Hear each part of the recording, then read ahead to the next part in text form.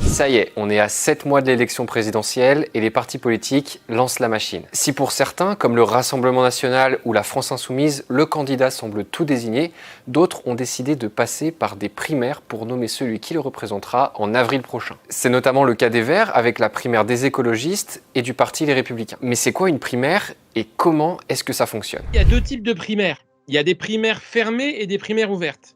Des primaires fermées, c'est des primaires c'est une désignation d'un candidat par les militants et les adhérents d'un parti politique. Donc, les primaires ouvertes, on désigne le candidat d'un parti ou d'une force politique ou d'une famille politique, mais peuvent participer à ce vote non pas simplement les adhérents, mais ce qu'on va appeler les sympathisants. Ça vient essentiellement des États-Unis, où le Parti démocrate et le Parti républicain désignent leurs candidats à travers des primaires, mais c'est un système, attention, là-bas, qui est officiel, c'est institutionnel. Mais ça s'est aussi beaucoup développé en Europe dans les années 90 et notamment en Italie. En Italie, dans les années 90 et 2000, d'abord au niveau local puis au niveau national. En France, la première primaire remonte à l'élection présidentielle de 1995. Elle a été organisée par le Parti socialiste qui manquait alors d'une véritable figure, François Mitterrand étant gravement malade. Cette primaire était fermée, ce qui signifie que seuls les adhérents étaient habilités à voter. Elle a finalement désigné Lionel Jospin, qui s'est incliné au second tour de la présidentielle contre Jacques Chirac. La première primaire dite ouverte, elle, a eu lieu en 2011. Elle a une nouvelle fois été organisée par le Parti socialiste,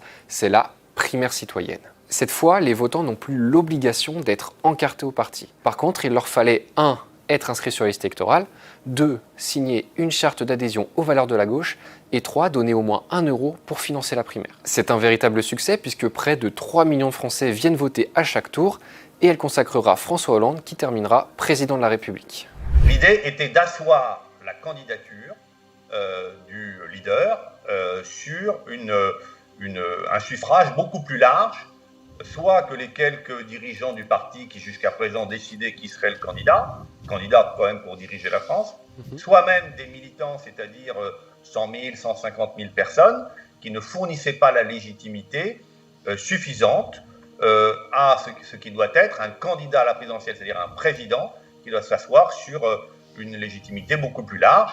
La primaire de 2012 est un succès total, puisque c'était la première primaire ouverte, qu'elle n'a pas donné lieu à la moindre contestation, et qu'elle a permis au vainqueur de la primaire de devenir ensuite président de la République. Mais une question se pose. En 2021, est-ce que c'est encore vraiment pertinent d'organiser une primaire ouverte? Europe Écologie Les Verts craint que la sienne soit perturbée par des trolls ou des militants identitaires. Le Parti socialiste devrait la faire disparaître de ses statuts le 18 septembre prochain. Et à droite, plusieurs figures comme Xavier Bertrand, Laurent Wauquiez ou Bruno Retailleau fuient celle qui se profile. Au final, les voix divergent sur sa pertinence. Je suis très opposé à la primaire. C'est la primaire d'affrontement à chaque fois. Je veux pas de filtre. Je veux garder mon indépendance. Quand vous êtes celui qui peut gagner face à Emmanuel Macron, vous n'êtes pas un diviseur. Vous êtes celui qui peut faire gagner. C'est un moment démocratique, un moment de transparence sur le choix de la personne qui va incarner un projet. C'est pas un moment de division. Je reste opposé à la primaire, mais on va essayer de voir si le rassemblement est utile et efficace.